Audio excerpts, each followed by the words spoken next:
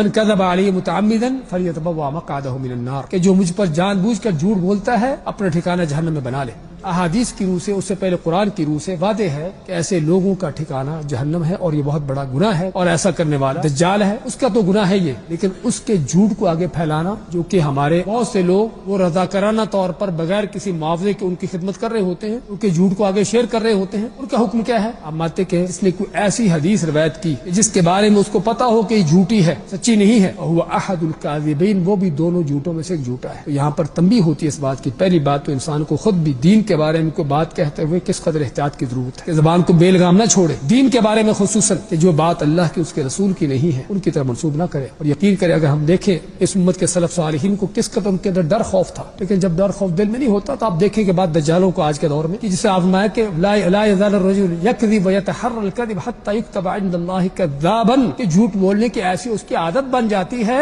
اس کو جھوٹ بولے بغیر مزہ نہیں آتا بے ایمان کو۔ ہمارے بعد بڑے مشہور مولوی ہر بات کے اندر جھوٹ، قرآن کا واقعہ کو بیان کریں گے تو اس وقت تک چین نہیں آئے گا جب تک اس کے اندر بھی جھوٹ نہ ملائیں گے، کچھ صحیح بخاری کی حدیث بھی بیان کریں گے اس وقت تک سکون نہیں آئے گا جب تک اس کے اندر بھی جھوٹ نہ ملائیں گے۔ اس انداز سے جھوٹ بولنا ان کی لت پڑ چکی ہے، تو ضرورت ہے ایسے جھوٹوں سے بچنے کی، ایسے جھوٹے لوگوں سے دور رہنے کی۔ تو ضرورت ہے اس موضوع کو اگر ہم نے پڑھا سیکھا جانا ہے، اس پر عمل کے تقاضے پورے کرنے کی۔ پہلی بات تو اللہ کے دین کے بارے میں خود بھی زبان کھولتے ہوئے احتیاط کرنے کی کہ وہ بات جو اللہ کے اس کے رسول کی نہیں ہے ایسی بات کو زبان پر نہ لائیں، اور اس کا تقاضا ہے کہ ہم علم کو حاصل کریں، علم کو صحیح بنیادوں پر سیکھیں، کیونکہ ہمیں خود بھی دین پر چلنا ہے، دوسروں کو بھی چلانا ہے، ان کو بتانا ہے دین، یعنی کہ بتائے بغیر گزارا ہو جائے گا۔ اس کا تقاضا یہ ہے کہ دین کو اس کی بنیادوں سے حاصل کرے، قرآن کی آیات سے اور صحیح احادیث سے اس کو حاصل کرے، تاکہ خود بھی دین پر چل رہے ہوں، پتا ہو کہ اللہ کا دین کیا ہے، اور لوگوں کو سکھا رہے ہوں تو پتا ہو کہ میں کس قرآن کی آیت سے کس حدیث سے ان سے بات کر رہا ہوں۔ دوسری بات کہ کسی اور کی بات کو بھی آگے بتاتے چلاتے ہوئے ضرورت ہے دیکھنے کی،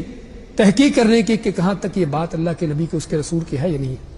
اللہ کے اس کے رسول کی بات ہے یا نہیں ہے، اور حدیث ہے تو صحیح حدیث ہے یا نہیں ہے، کوئی جھوٹی حدیث تو نہیں ہے، کوئی ضعیف حدیث تو نہیں ہے۔